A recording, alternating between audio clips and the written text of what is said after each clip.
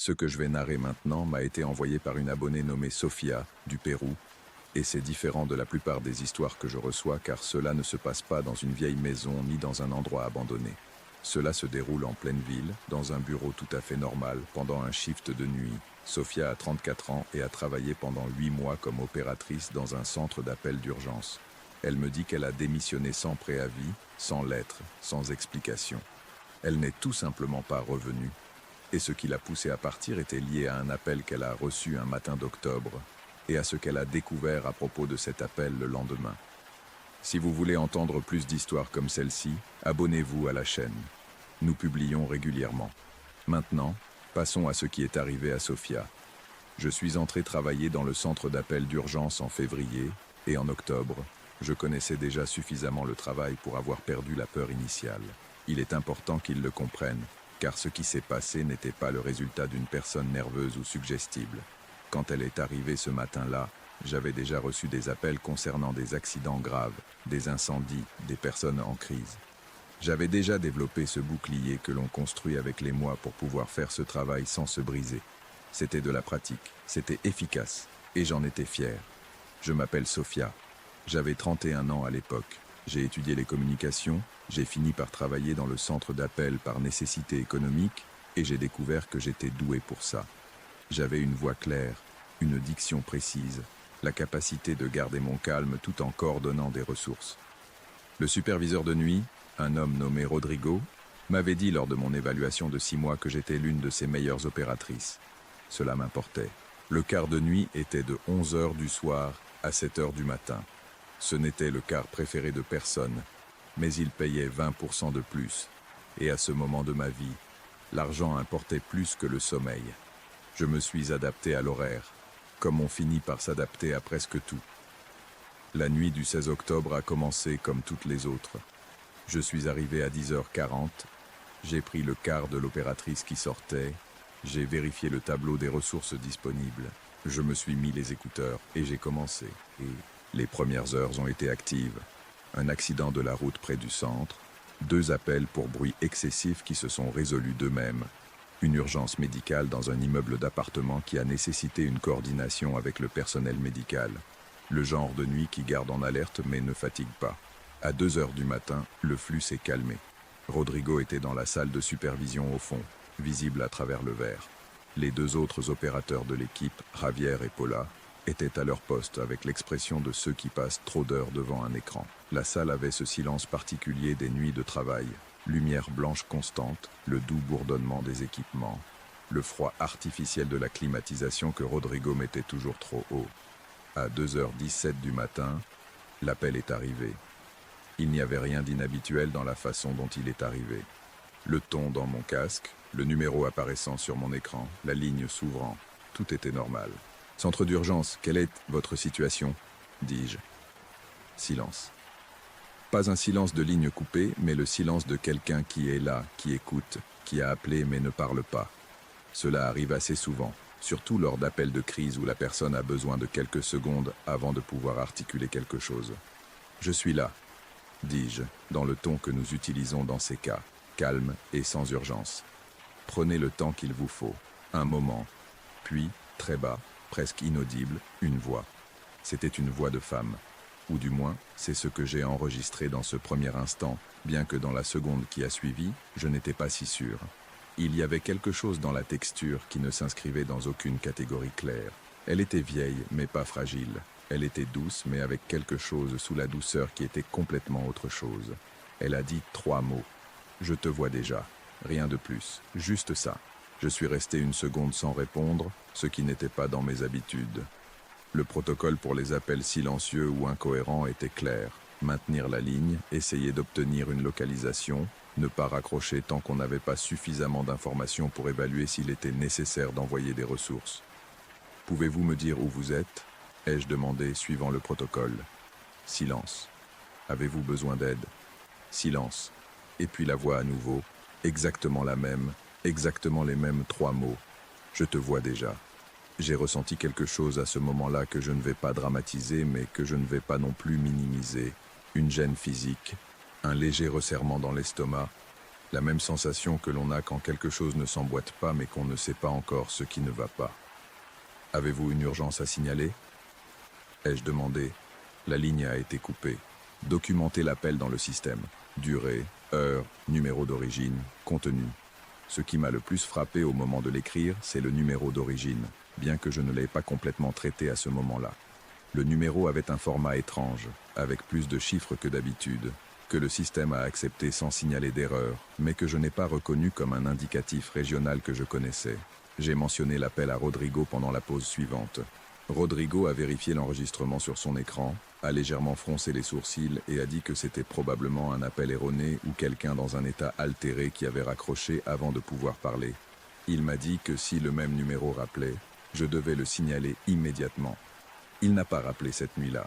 J'ai terminé mon service à 7 heures, j'ai pris le bus pour rentrer chez moi, j'ai dormi jusqu'à 3 heures de l'après-midi comme c'était ma coutume, et en me réveillant, l'appel était déjà dans ce compartiment mental où l'on garde les choses étranges du travail qui n'ont pas d'explication claire mais qui ne nécessitent pas plus d'attention. Je l'ai gardé là et j'ai continué ma semaine. 4 nuits plus tard, le 20 octobre, il a rappelé. Je l'ai su avant que l'appel ne soit complètement connecté, ce qui n'a aucun sens logique et pourtant c'était le cas.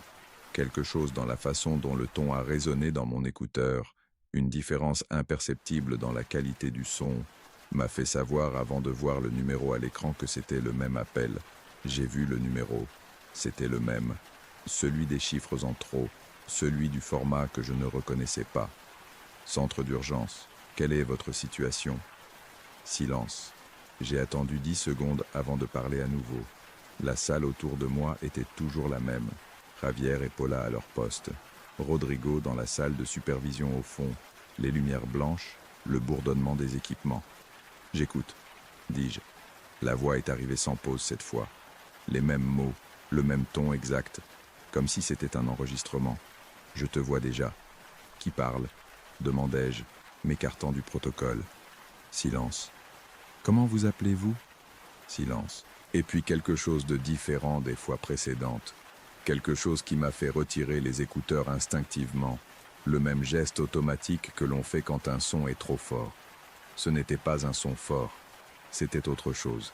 Un son qui ne devrait pas exister lors d'un appel téléphonique.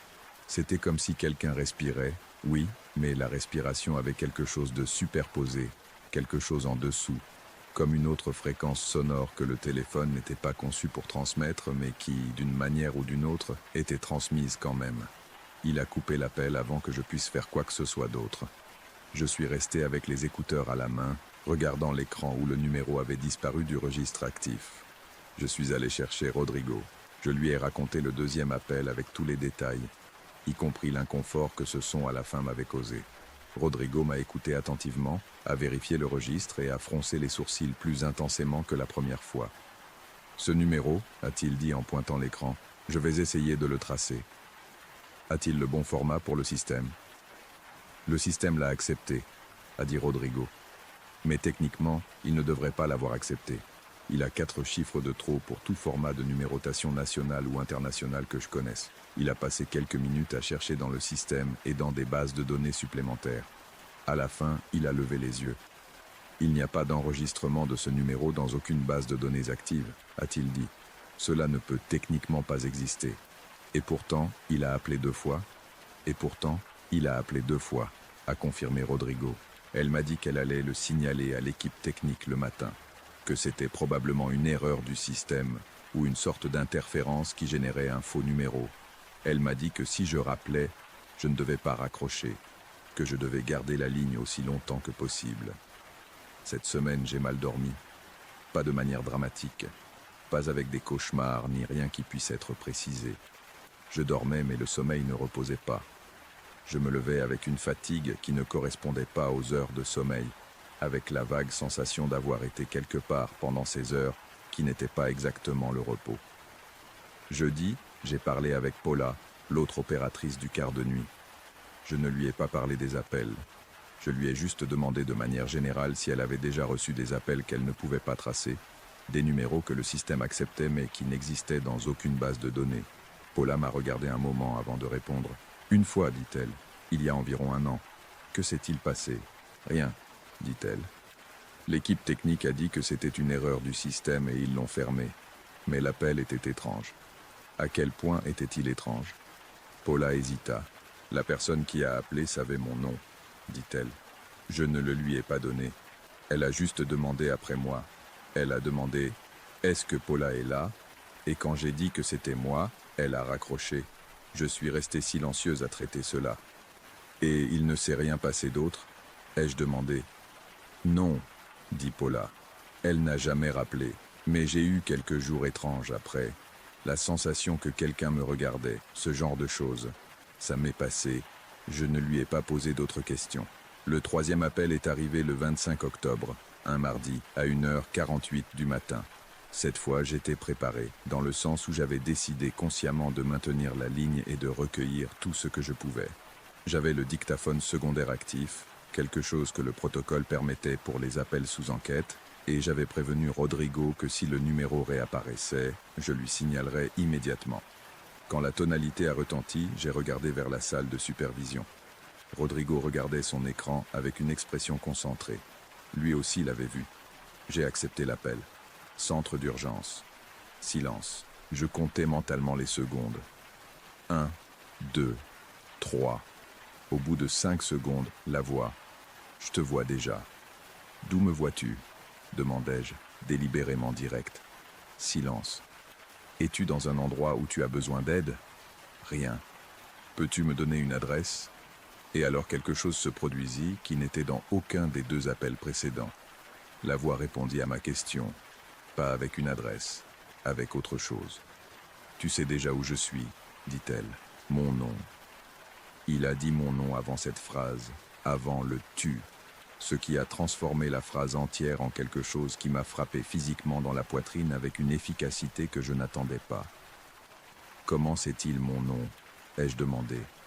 La respiration. Le son de la respiration, plus fort cette fois, plus clair. Cette fréquence qui ne devrait pas exister sur une ligne téléphonique. Sophia, a dit la voix. Seulement mon nom. Juste ça. Et il a raccroché. J'ai enlevé mes écouteurs.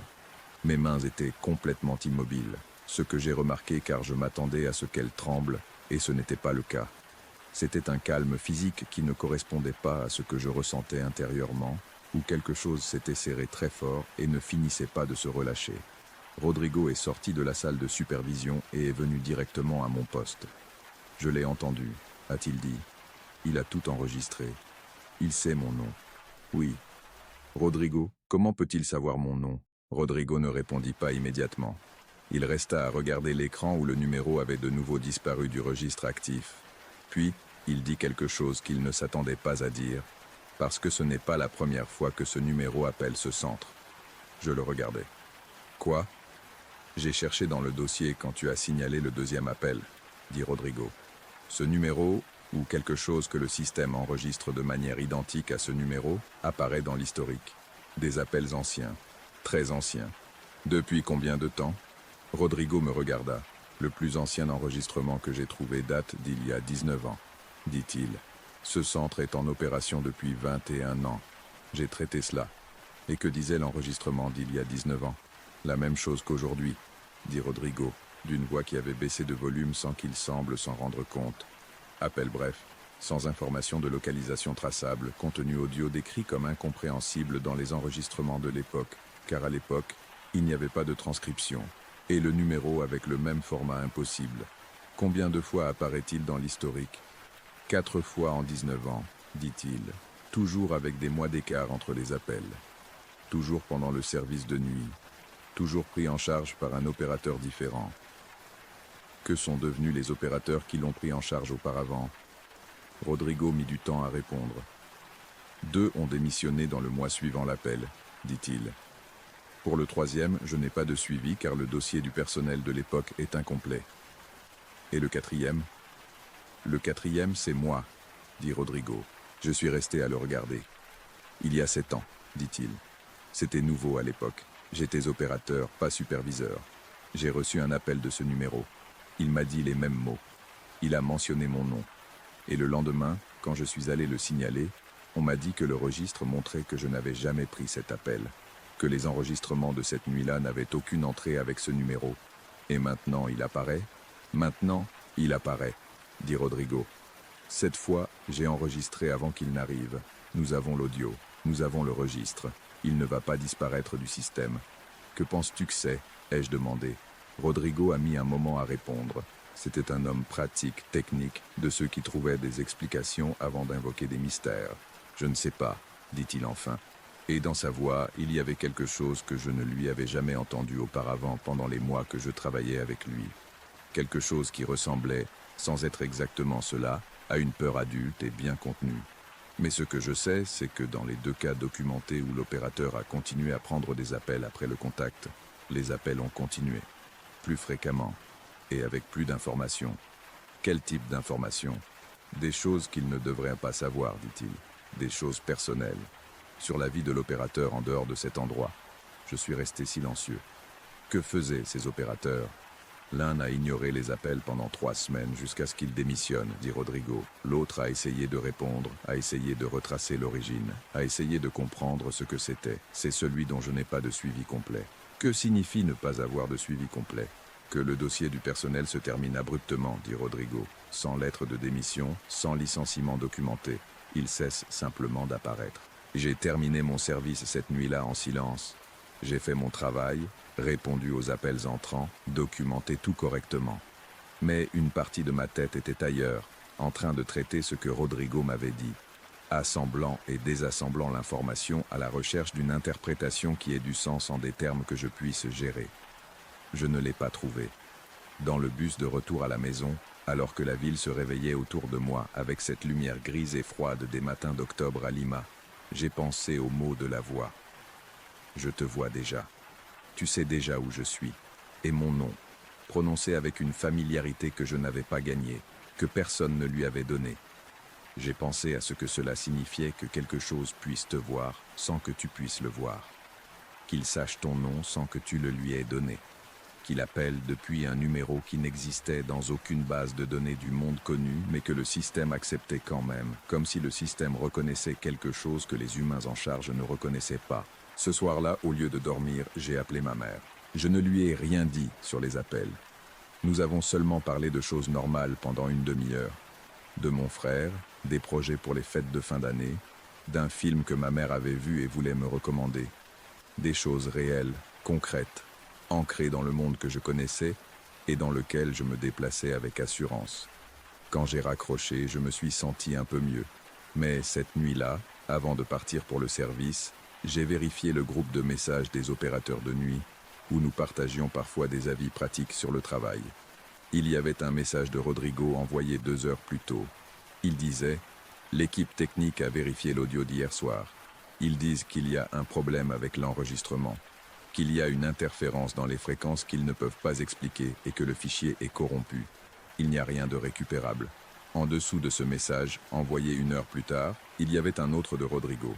L'enregistrement de l'appel a également disparu du système. Je suis resté à regarder le téléphone pendant un bon moment. Puis j'ai écrit un message dans le groupe disant que je ne pourrais pas venir au poste cette nuit-là pour des raisons personnelles, que je le regrettais, que je préviendrais pour les jours suivants. Le lendemain, j'ai présenté ma démission par écrit, sans donner de raisons détaillées, invoquant des raisons personnelles. Le processus des ressources humaines s'est déroulé sans complications. Mon superviseur des ressources humaines, qui n'était pas Rodrigo mais une personne du poste de jour, m'a souhaité bonne chance et m'a dit que j'avais été une bonne employée. Je ne suis jamais revenu. Il y a 3 ans. Je travaille maintenant dans une entreprise de télécommunications en journée, sans service d'urgence, sans appel de numéros impossibles. Je dors la nuit. Ma vie est complètement normale à tous égards vérifiables. Mais il y a quelque chose que je n'ai pas pu résoudre, qui vit dans un coin de ma pensée où je jette parfois un œil sans le vouloir, et d'où je m'éloigne rapidement. Si la voix a dit « je te vois déjà », et si ce qu'elle a dit est vrai, alors peu importe que j'ai changé de travail, peu importe que j'ai cessé de répondre à ses appels, parce que ce qu'elle voit ne voit pas l'opératrice de service. Elle voit Sofia, et Sofia reste moi, quel que soit le travail, quel que soit le service, quel que soit l'endroit où je suis. Je ne sais pas ce qui a appelé ces nuits d'octobre. Je ne sais pas d'où elle appelait, ni comment elle avait mon nom, ni pourquoi elle choisit certaines personnes et pas d'autres, ni ce qui se serait passé si j'avais continué à répondre à ses appels. Il y a des choses pour lesquelles je n'ai pas de réponse, et j'ai appris à vivre avec ça. Ce que j'ai, c'est une règle, simple et absolue, que j'applique dans ma vie sans exception depuis ce matin-là. Si quelque chose que tu ne devrais pas savoir dit ton nom, ne confirme pas que tu l'as entendu, ne réponds pas, ne laisse pas savoir qu'il est arrivé. Fin du témoignage de Sofia. Elle m'a écrit que Rodrigo a également démissionné quelques semaines après son départ, bien qu'elle n'ait pas donné de détails sur pourquoi. Elle dit qu'ils n'ont pas reparlé depuis, et qu'elle préfère que cela reste ainsi. Il y a des expériences que l'on partage mieux avec des inconnus qu'avec ceux qui les ont vécues à nos côtés, car l'inconnu peut écouter sans porter le poids de les avoir vécues aussi. Si tu as une histoire que tu gardes pour toi, que ce soit au travail, de l'enfance, d'un lieu ou d'une personne que tu n'as jamais pu expliquer, écris-moi. J'adore les recevoir. Et si tu arrives sur la chaîne pour la première fois, il y a beaucoup d'autres histoires qui t'attendent. Prends soin de toi ce soir.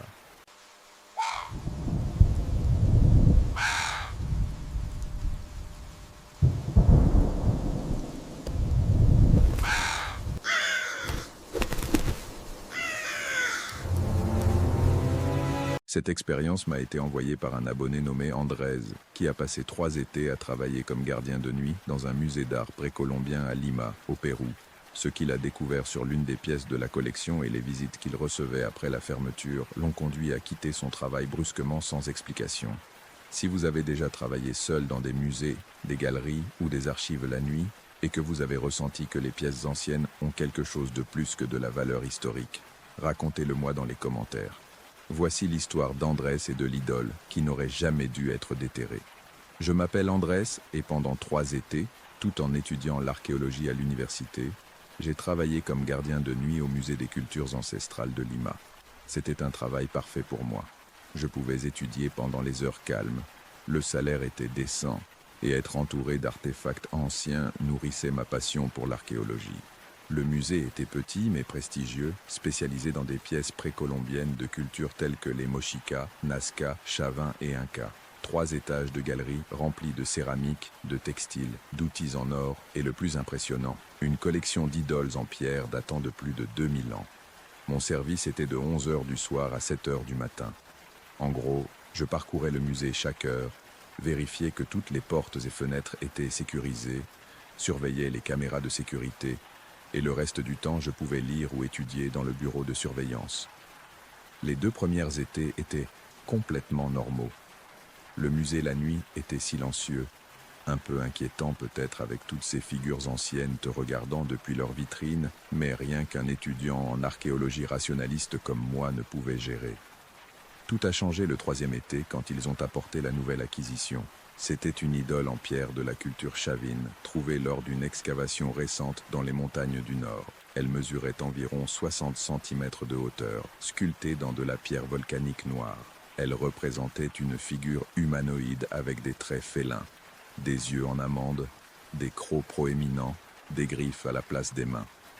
Les Chavins étaient connus pour leur art qui mêlait des humains avec des jaguars, des serpents et des aigles. Mais cette idole était différente. Il y avait quelque chose dans son expression, dans la façon dont ses yeux sculptés semblèrent te suivre peu importe d'où tu le regardais. Et contrairement à d'autres pièces du musée qui dégageaient un sens de l'histoire et de l'Antiquité, cette idole émettait quelque chose de plus, quelque chose qui faisait que ta peau se hérissait lorsque tu t'approchais trop près.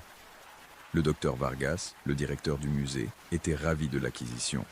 Il m'a appelé pour que je le voie avant qu'il ne soit installé dans sa vitrine au 3e étage. « C'est exceptionnel, Andrés », a-t-il dit, ses yeux brillants d'enthousiasme académique. Les archéologues pensent que c'était une idole centrale de culte. Regarde ces marques à la base, ce sont des taches de ce qui était probablement du sang, préservé par la composition minérale de la pierre. Ils faisaient des sacrifices devant cette idole. Je me suis approché pour examiner les taches. Elles étaient de couleur brun rougeâtre foncé, profondément incrustées dans la pierre poreuse. Beaucoup de taches, couche sur couche, suggérant des décennies ou des siècles de rituels. Quel type de sacrifice, ai-je demandé. Les Chavins sacrifiaient principalement des lamas et des cobayes, a répondu le docteur Vargas. Mais il y a des preuves que lors de rituels spéciaux, particulièrement en temps de crise comme les sécheresses ou les guerres, ils faisaient aussi des sacrifices humains. J'ai regardé les yeux de l'idole. Il semblait affamé. Quand l'installeront-ils, ai-je demandé. Demain. Il occupera la place centrale de la galerie Chavin au 3e étage. Il va attirer de nombreux visiteurs une fois que nous annoncerons son acquisition. Cette nuit-là, l'idole est restée dans la salle de préparation au sous-sol, attendant d'être nettoyée et cataloguée avant son exposition.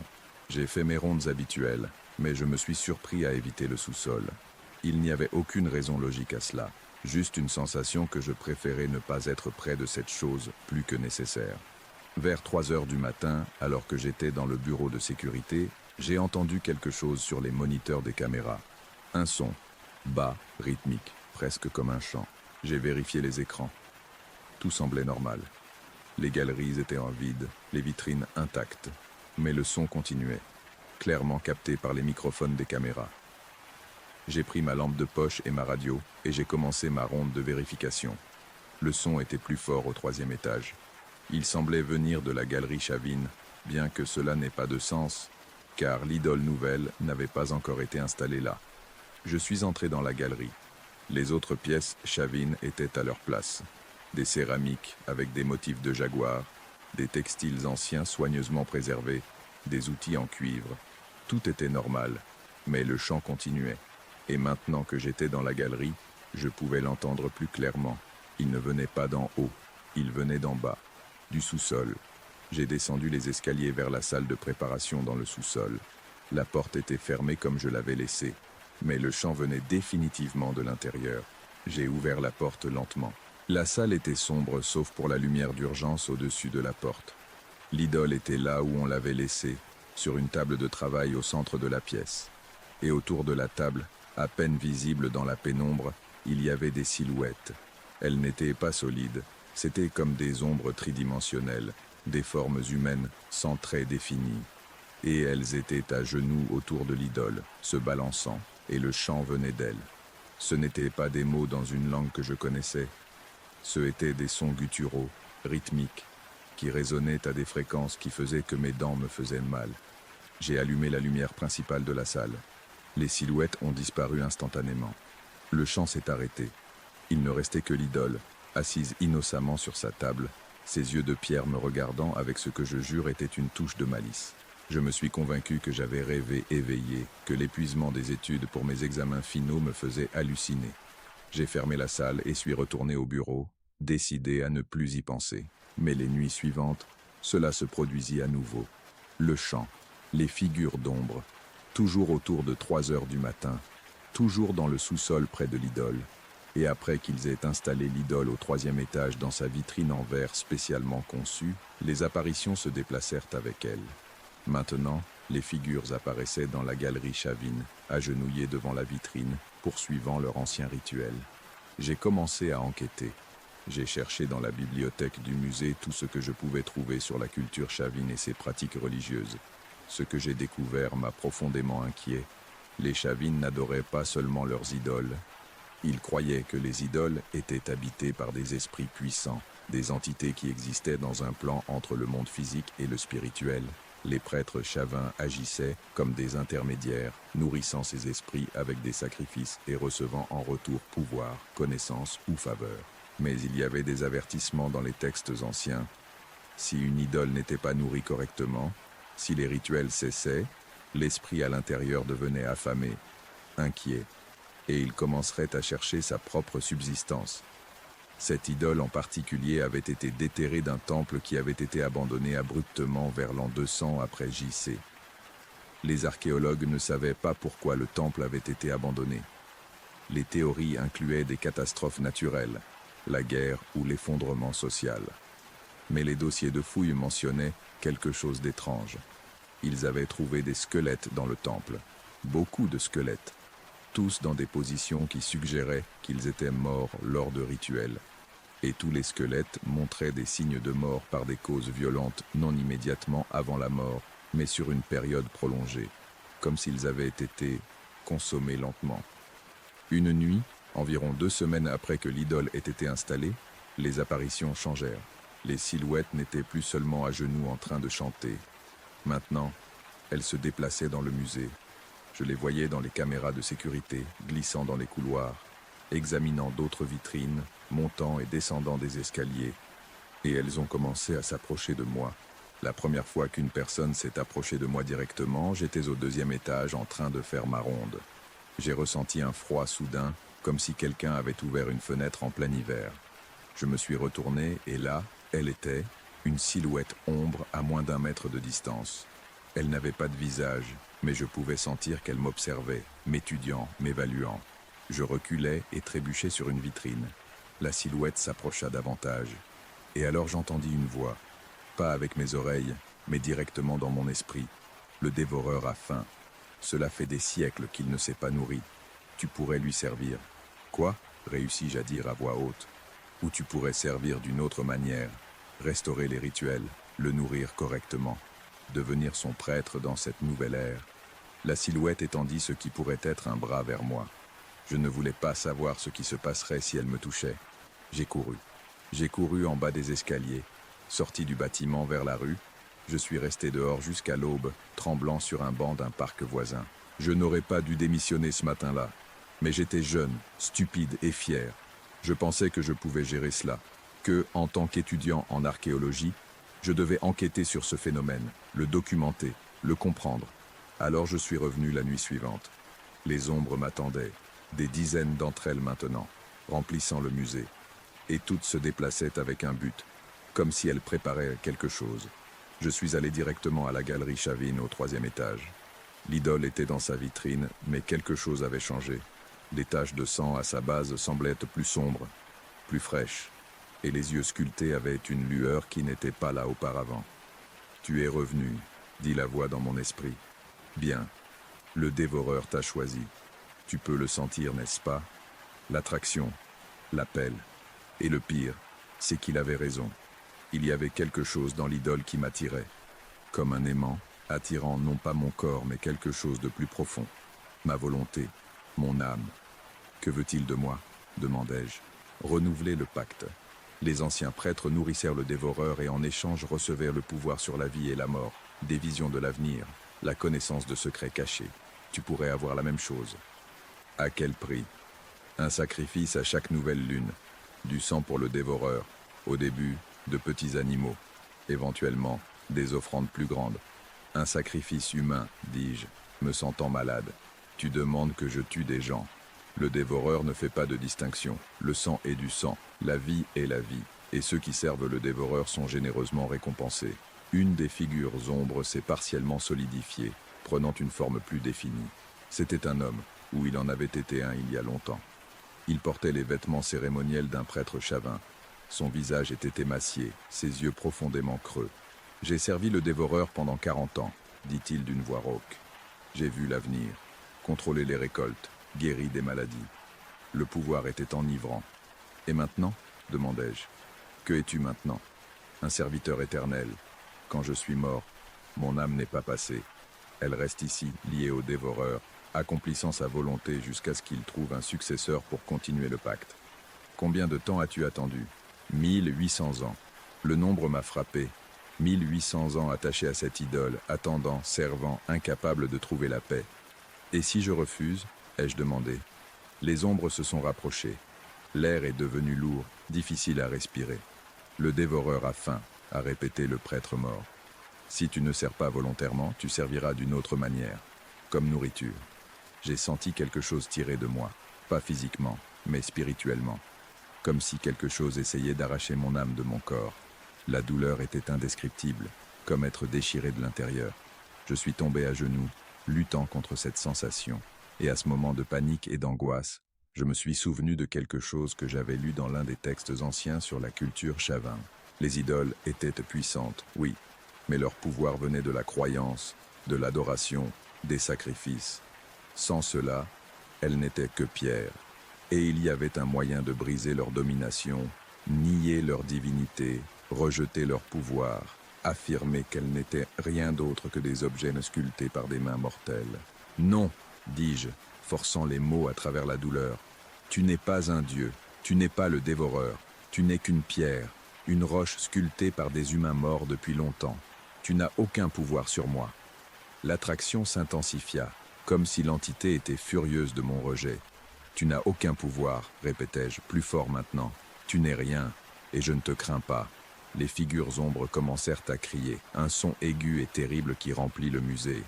L'idole dans sa vitrine commença à vibrer, les taches de sang à sa base brillant d'une lumière rouge maladive. Mais je continuais. Je ne te reconnais pas, je ne t'adore pas, je ne te nourris pas, tu n'es rien pour moi. Avec chaque mot, la douleur diminuait, l'attraction s'affaiblissait, et les figures ombres commencèrent à se dissiper, leur forme devenant moins substantielle. Le prêtre mort me regarda avec ce qui aurait pu être du désespoir. « S'il te plaît, supplia-t-il. Si je ne trouve pas de successeur, je dois servir pour toujours. S'il te plaît. » Mais je suis resté ferme. Je ne suis pas ton successeur, et ton pacte se termine ici. Avec un dernier cri de frustration et de colère, les figures ont disparu complètement. L'idole a cessé de vibrer. La lueur rouge s'est estompée. Et je suis resté seul dans la galerie, tremblant mais libre. J'ai démissionné ce matin-là. Je n'ai pas attendu la fin de mon service. J'ai simplement laissé mes clés et mon identification sur le bureau du docteur Vargas avec une note disant qu'il y avait une urgence familiale et que je ne pouvais pas continuer. Il a essayé de me contacter pendant des semaines, m'offrant plus de salaire, des horaires flexibles, n'importe quoi pour que je revienne. Je n'ai jamais répondu. J'ai suivi les nouvelles sur le musée depuis lors. L'idole est toujours en exposition. Et j'ai remarqué quelque chose d'intéressant.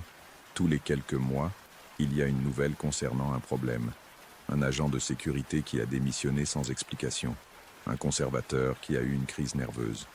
Un visiteur qui a fait un malaise devant la vitrine de l'idole et a été emmené à l'hôpital. Et il y a 6 mois, il y a eu une nouvelle plus sombre. Un étudiant en archéologie qui faisait un stage au musée a disparu. Il a été vu pour la dernière fois au 3e étage, dans la galerie Chavine, tard dans la nuit. Son corps n'a jamais été retrouvé. L'affaire reste non résolue. La police n'a pas d'indice. Le musée a intensifié la sécurité, mais il n'y a toujours pas de réponse. J'ai mes soupçons. Je pense que le dévoreur a finalement trouvé quelqu'un. Quelqu'un de moins fort, moins sceptique, plus vulnérable à ses promesses de pouvoir. Quelqu'un qui a accepté le pacte que j'ai rejeté. Et maintenant, il y a un nouveau prêtre servant un dieu de pierre vieux de 2000 ans au cœur de Lima moderne. Réalisant des rituels anciens en secret, nourrissant le dévoreur avec des sacrifices que personne ne remarque parce que le monde moderne ne croit pas en ces choses. Parfois, je me demande si j'aurais dû faire plus, si j'aurais dû essayer de détruire l'idole, d'avertir le musée, quelque chose. Mais qui m'aurait cru? Et que pouvais-je faire contre quelque chose qui a existé et accumulé du pouvoir pendant des millénaires? Ce que j'ai fait, c'est changer de carrière. Je n'étudie plus l'archéologie. Maintenant, j'étudie l'histoire des religions comparées, spécifiquement les aspects psychologiques des systèmes de croyances. C'est ma façon de comprendre ce que j'ai vécu sans avoir à y faire face directement à nouveau. Mais je sais la vérité. Je sais qu'il y a des choses dans les musées du monde entier qui sont plus que de simples artefacts. Ce sont des encres pour des entités anciennes, pour des pactes qui transcendent le temps, pour des pouvoirs que la civilisation moderne a oubliés mais n'a pas éliminés. Et je sais que chaque nuit, au 3e étage du musée des cultures anciennes de Lima, des ombres s'agenouillent devant une vitrine en verre, chantant dans des langues mortes, nourrissant quelque chose qui n'aurait jamais dû être déterré. Le dévoreur a encore faim. Et maintenant, il a un nouveau prêtre pour satisfaire cette faim. Je ne peux que espérer que celui qui a accepté le pacte comprendra finalement ce que j'ai compris. Servir ces forces anciennes n'apporte pas de véritable pouvoir, seulement un esclavage éternel. Mais d'ici là, il sera probablement trop tard. Le pacte aura été renouvelé, et le cycle continuera pendant encore 1000 ans. C'est tout ce qu'Andrés a voulu partager sur son expérience. Il m'a dit qu'il a encore des cauchemars à propos de l'idole et qu'il évite complètement les musées maintenant, même pendant la journée.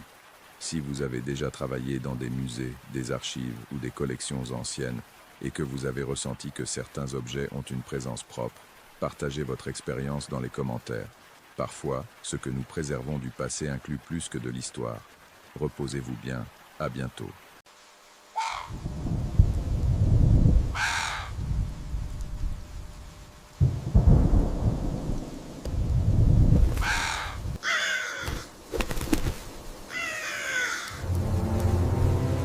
Cette histoire m'a été envoyée par Roberto, un abonné de la chaîne qui vit dans un petit village de montagne. Il m'a écrit il y a quelques semaines et, honnêtement, son récit m'a laissé sans sommeil cette nuit-là. Si vous avez également vécu quelque chose d'inexplicable et que vous souhaitez que je le partage ici, laissez-le-moi dans les commentaires ou envoyez-le-moi directement. Maintenant, laissez-moi vous raconter ce qui est arrivé à Roberto quand il n'avait que 7 ans, dans une maison que sa famille n'aurait jamais dû acheter. Ce que vous allez entendre implique quelque chose d'ancien, quelque chose qui ne devrait pas exister, mais que sa famille a découvert de la pire des manières. J'ai 32 ans maintenant, mais ce que je vais raconter s'est produit quand j'avais à peine 7 ans. 25 ans se sont écoulés depuis, et il y a encore des nuits où je me réveille en sueur froide, me souvenant de cette maison, me souvenant de ce que nous avons vécu là-bas, me souvenant de ce que ma mère a fait pour nous sauver. Tout a commencé quand mes parents ont acheté une vieille maison à la périphérie du village. C'était en 1999, et mes parents cherchaient quelque chose de spacieux et économique. La maison remplissait ces 2 critères à merveille. Elle se trouvait au bout d'un chemin de terre, entourée d'arbres anciens et de silence. Elle était grande, trop grande pour une famille de 4 personnes. Mes parents, ma sœur aînée Elena qui avait 12 ans, et moi. Je me souviens du jour où nous avons déménagé. C'était un samedi de mars, et le ciel était gris, menaçant de pluie. La maison avait 2 étages, des murs en pierre épaisse et de petites fenêtres qui laissaient entrer peu de lumière. Elle sentait l'humidité et quelque chose d'autre, quelque chose que je ne savais pas identifier à l'époque, mais que je reconnais maintenant comme l'odeur de la peur ancienne, imprégnée dans les murs. Mon père était excité.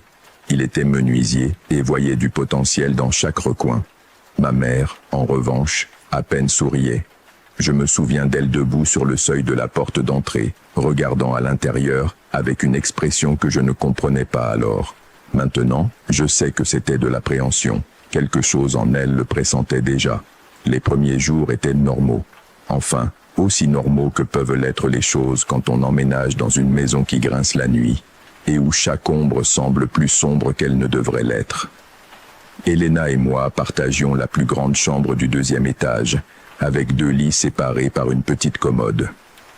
Nos fenêtres donnaient sur la forêt qui entourait la propriété.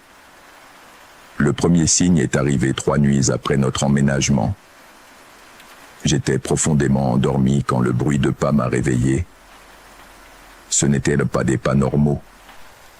Ils étaient lents, traînants, comme si celui qui marchait avait du mal à déplacer ses pieds. Ils venaient du couloir, juste à l'extérieur de notre chambre. Je suis resté immobile sous les draps, le cœur battant dans ma poitrine. Les pas se sont arrêtés devant notre porte. J'ai attendu, retenant ma respiration. Après ce qui a semblé une éternité, les pas ont continué, s'éloignant vers les escaliers. Le matin suivant, je demandai à Elena si elle avait entendu quelque chose. Elle me regarda avec de grands yeux et hocha lentement la tête. « Les pas » murmura-t-elle. « Moi aussi, je les ai entendus. Nous en avons parlé à maman pendant le petit déjeuner. Papa a ri, disant que ce n'étaient que les bruits normaux d'une vieille maison qui se tasse. Mais maman n'a pas ri. Elle a serré sa tasse de café entre ses 2 mains et nous a fixés. « Si vous entendez quelque chose la nuit, dit-elle à voix basse, ne sortez pas de votre chambre, vous me comprenez? Ne sortez pour aucune raison. » Son ton nous a fait plus peur que les pas eux-mêmes. Au cours des semaines suivantes, les pas sont devenus une constante. Toujours à la même heure, vers 3 heures du matin. Toujours le même schéma. Il marchait dans le couloir, s'arrêtait devant notre porte, puis descendait les escaliers. Elena et moi nous sommes habitués à les attendre, blottis ensemble dans l'un des lits, en nous bouchant les oreilles. Mais les pas n'étaient que le début. Un après-midi, alors que je jouais seul dans le jardin, j'ai trouvé quelque chose d'étrange. Derrière le cabanon à outils, il y avait une zone où l'herbe ne poussait pas. C'était un cercle parfait de terre sèche, d'environ 2 mètres de diamètre. Au centre, des pierres étaient disposées dans un motif que je ne comprenais pas alors, mais que je sais maintenant être un symbole de protection ou d'invocation. J'ai touché l'une des pierres. Elle était froide, même sous le soleil de l'après-midi. Au moment où mes doigts ont effleuré sa surface, j'ai ressenti quelque chose, une présence, comme si quelqu'un était apparu derrière moi, m'observant. Je me suis retourné rapidement, mais il n'y avait personne, juste les arbres se balançant avec le vent et le cabanon avec sa porte entrebâillée. J'ai couru de retour à la maison sans regarder en arrière. Cette nuit-là, les pas sonnaient différemment, plus lourds, plus déterminés. Et cette fois, ils ne se sont pas arrêtés devant notre porte. La poignée a commencé à bouger. Elena me prit la main si fort que ça faisait mal. Nous fixions la porte, voyant la poignée tourner lentement, d'abord d'un côté, puis de l'autre. Nous avions verrouillé, mais le verrou était vieux et fragile. « Maman », murmura Elena, mais sa voix ne sortit pas. Elle était paralysée par la peur. La poignée cessa de bouger. Le silence qui suivit était pire que n'importe quel bruit. Je pouvais sentir quelque chose de l'autre côté de la porte, quelque chose qui nous évaluait, décidant quoi faire ensuite. Puis nous entendîmes un grattement, des ongles ou quelque chose de similaire, glissant lentement sur le bois de la porte de haut en bas. Le son me donna la chair de poule. Cela ne dura que quelques secondes, mais cela sembla des heures. Enfin, les pas s'éloignèrent, descendant les escaliers avec la même lenteur traînante de toujours. Le lendemain matin, nous avons examiné la porte. Il y avait des marques, 5 lignes verticales profondes dans le bois, comme si quelqu'un avait traîné des griffes acérées de haut en bas. Mon père les a vues et est devenu pâle. Cette fois, il n'a pas ri. Cette fois, il n'a pas dit que ce n'était que des bruits d'une vieille maison. « Je vais mettre un nouveau verrou », murmura-t-il, un plus solide. Ma mère n'a rien dit. Elle nous a juste regardés, Elena et moi, et dans ses yeux, j'ai vu quelque chose qui m'a terrifié plus que les pas ou les marques sur la porte. J'ai vu une véritable peur. Cet après-midi-là, pendant que mon père travaillait à installer le nouveau verrou, ma mère m'a emmené à part. Elle m'a assis dans la cuisine et a mis devant moi une tasse de chocolat chaud. « Roberto », dit-elle, en utilisant mon nom complet, quelque chose qu'elle faisait rarement. « J'ai besoin que tu me racontes tout ce que tu as vu ou entendu. » Tout, peu importe à quel point c'est étrange. Je lui ai parlé du cercle dans la cour, des pierres, de la sensation d'être observé. J'ai vu son expression devenir de plus en plus sombre. « As-tu touché les pierres ?» demanda-t-elle. J'ai hoché la tête, me sentant coupable sans savoir pourquoi. Ma mère ferma les yeux et prit une profonde inspiration. « Ta grand-mère m'a appris des choses, dit-elle finalement. Des choses que je n'aurais jamais pensé devoir utiliser. Des choses sur la protection, sur comment éloigner ce qui ne devrait pas être ici. » Je n'ai pas complètement compris ce qu'elle voulait dire, mais j'ai hoché la tête quand même. Cette nuit-là, maman a mis à Elena et à moi de petits sachets en tissu sous nos oreillers. Ils sentaient les herbes et quelque chose de sucré que je n'ai pas pu identifier. Elle nous a dit de ne pas les ouvrir, de simplement les garder près de nous. « Ils vous protégeront », a-t-elle dit. « Mais vous devez faire exactement ce que je vous dis. Si vous entendez des pas cette nuit, ne bougez pas. Ne regardez pas vers la porte. Et surtout, ne répondez pas si vous entendez quelqu'un appeler vos noms. »« Appelez nos noms ?» a demandé Elena d'une voix tremblante. « Elle peut essayer de le faire », a répondu maman, « pour que vous ouvriez la porte. Mais peu importe à quel point la voix semble familière, elle n'est pas réelle.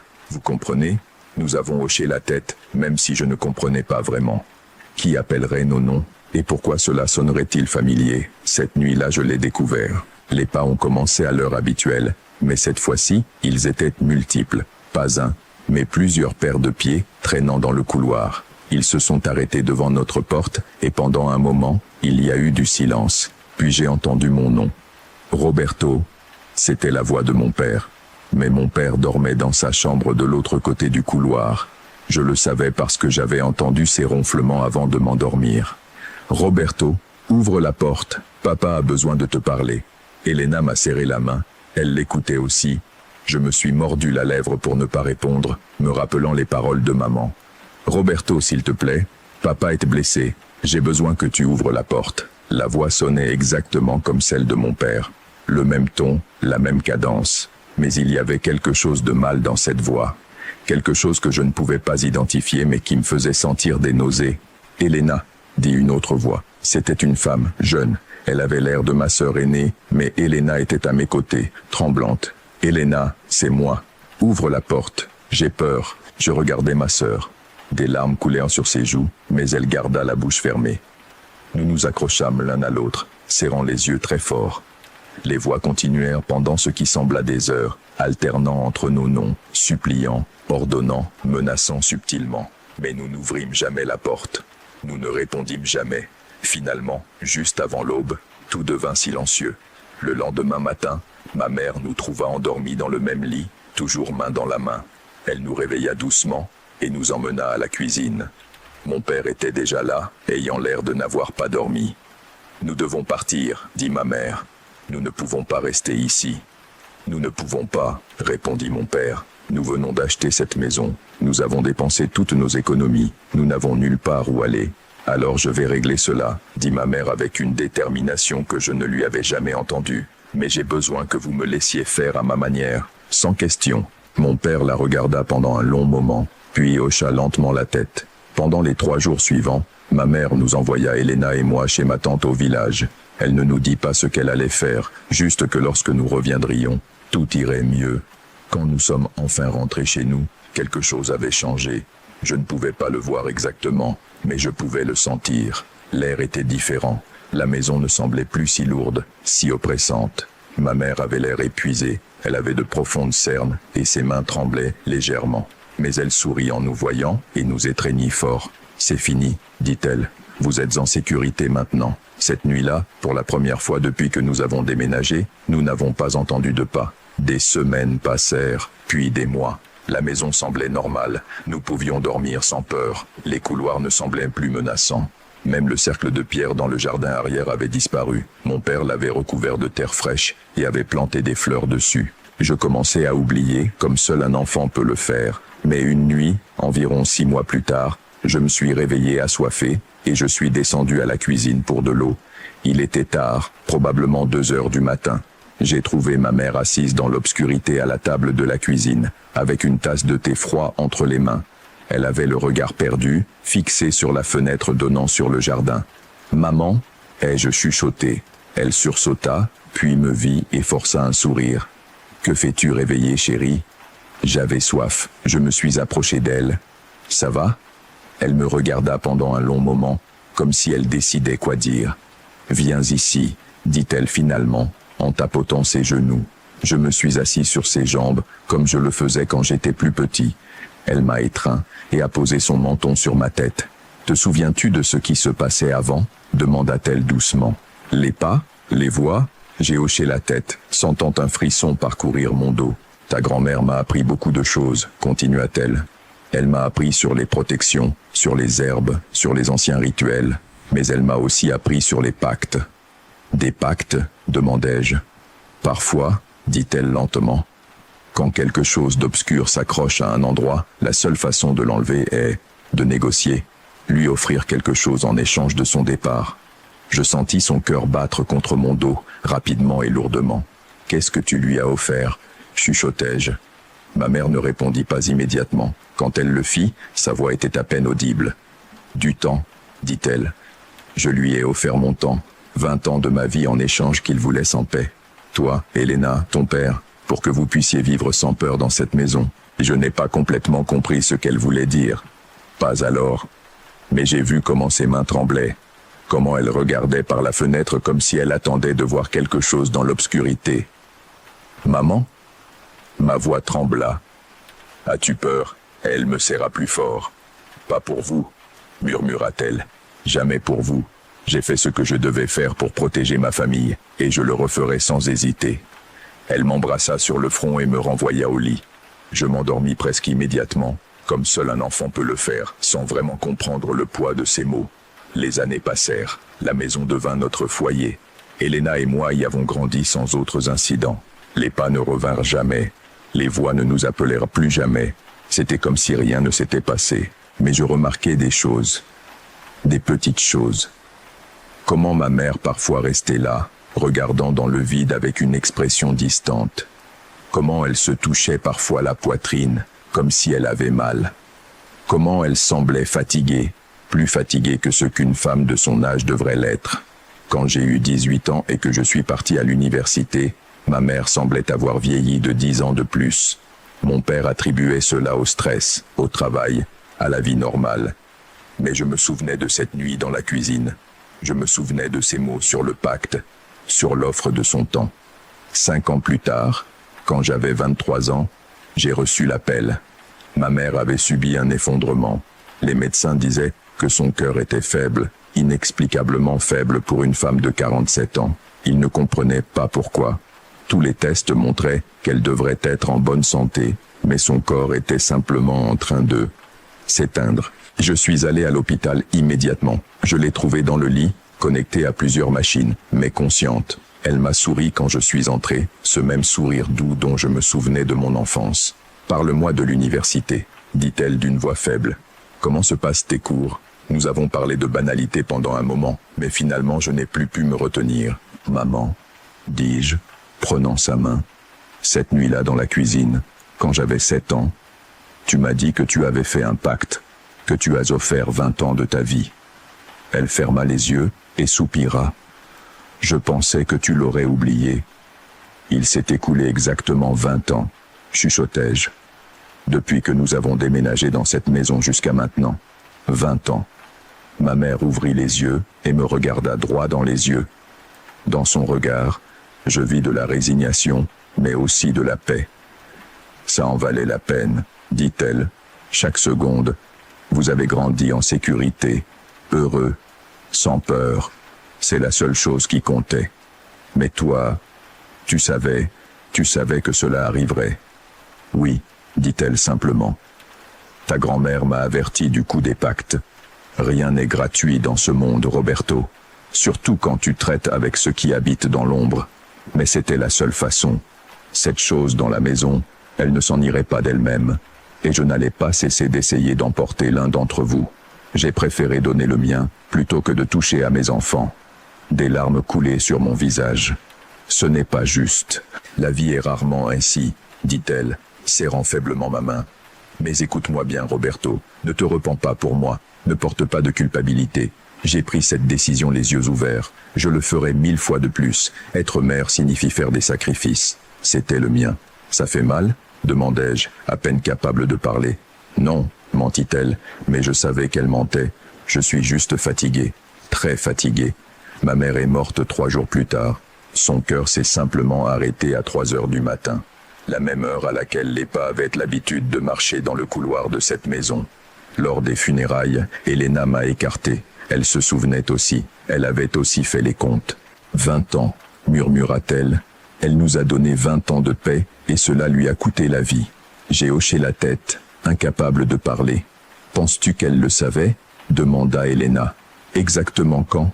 Je pense qu'elle l'a toujours su, répondis-je. Et je pense que chaque jour, chaque heure, elle savait que cela approchait. Mais elle ne nous l'a jamais fait sentir. Elle ne nous a jamais fait porter son sacrifice. Nous avons vendu la maison peu après. Nous ne pouvions plus y vivre, pas après avoir su le prix payé pour notre paix. Le nouvel acheteur était un jeune homme, célibataire. Nous l'avons averti que la maison avait une histoire, mais il a juste ri et a dit qu'il ne croyait pas aux fantômes. Je ne sais pas si j'aurais dû lui en dire plus. Je ne sais pas si les pas sont revenus après notre départ, ou si le pacte de ma mère s'étendait à quiconque y vivait. Je ne suis jamais revenu pour le découvrir. Mais parfois, dans les nuits silencieuses, où le sommeil ne vient pas, je pense à ma mère. Je pense à la façon dont elle s'est assise à la table de la cuisine cette nuit-là, regardant par la fenêtre vers l'obscurité, sachant ce qu'elle avait fait, sachant le prix qu'elle paierait. Je pense aux 20 ans qu'elle nous a donnés. 20 ans d'enfance normale, d'adolescence sans peur, de nuit tranquille sans pas dans le couloir ni voix imitant nos êtres chers. Je pense à son amour, si profond qu'elle était prête à négocier avec quelque chose qui ne devrait pas exister, à vendre des années de sa propre vie pour acheter la nôtre. Et je me demande si, quand la fin est arrivée, quand son cœur a finalement cédé dans cette chambre d'hôpital à 3 heures du matin, elle a regretté. Je me demande si dans ces derniers moments, elle a pensé que le prix avait été trop élevé. Mais je crois que je connais la réponse. Je l'ai vue dans ses yeux cette dernière fois que nous avons parlé. Je l'ai entendue dans sa voix quand elle a dit qu'elle le referait 1000 fois de plus. Ma mère a fait un pacte. Elle a négocié avec l'obscurité. Et elle a payé le prix complet, exact, jusqu'à la dernière seconde. J'ai maintenant 32 ans, 5 ans de plus que ceux qu'elle a pu profiter après nous avoir sauvés. Chaque anniversaire, chaque année que je vis au-delà de ce qu'elle a vécu après ce pacte, je le ressens comme un cadeau acheté avec son sacrifice. Je n'ai jamais retourné dans cette maison, je n'ai jamais voulu savoir ce qui s'est passé après notre départ. Mais je garde avec moi ces derniers mots, la leçon finale qu'elle m'a enseignée, que le véritable amour nécessite des sacrifices, que protéger ceux que l'on aime signifie parfois payer un prix terrible, et que certains pactes, bien que sombres et douloureux, valent chaque seconde donnée. Ma mère m'a sauvé, elle nous a tous sauvés, et bien que le coût ait été sa vie, Bien que le prix ait été 20 ans volé de son existence, elle n'a jamais hésité, jamais douté, jamais regretté. C'est mon histoire. L'histoire de la façon dont ma mère a fait un pacte avec quelque chose qui habitait dans les ombres de notre maison. L'histoire de la façon dont elle nous a acheté 20 ans de paix avec sa propre vie. L'histoire d'un sacrifice que je ne pourrai jamais rembourser, d'un amour si profond qu'il était prêt à négocier avec l'obscurité elle-même.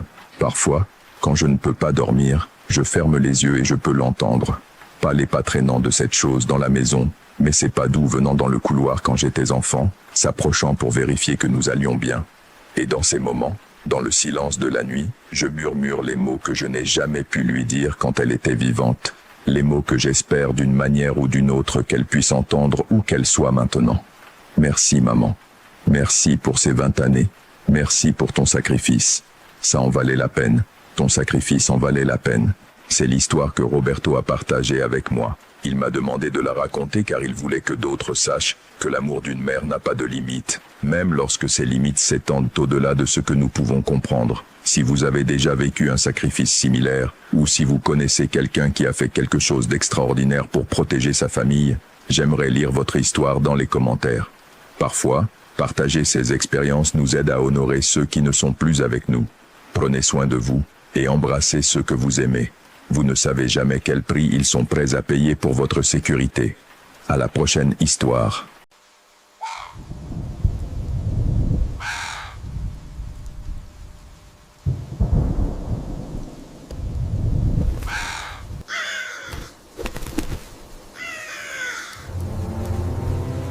Un suiveur m'a écrit depuis un petit village dans les montagnes du Guatemala avec une expérience qui le hante depuis son enfance.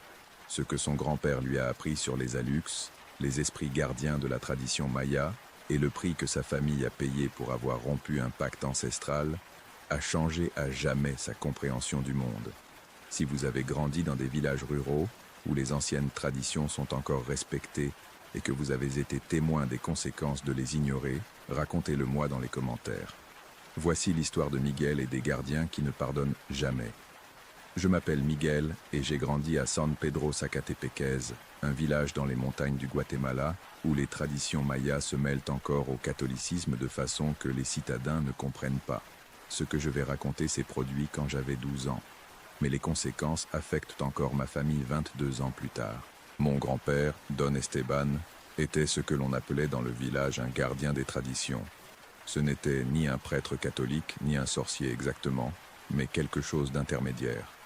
Il connaissait les anciens rituels, parlait couramment le quiché et, plus important encore, savait comment communiquer avec les Alux. Les Alux sont difficiles à expliquer à ceux qui n'ont pas grandi avec ces histoires. Ce ne sont pas exactement des lutins comme dans les contes européens, bien que les gens les traduisent parfois ainsi.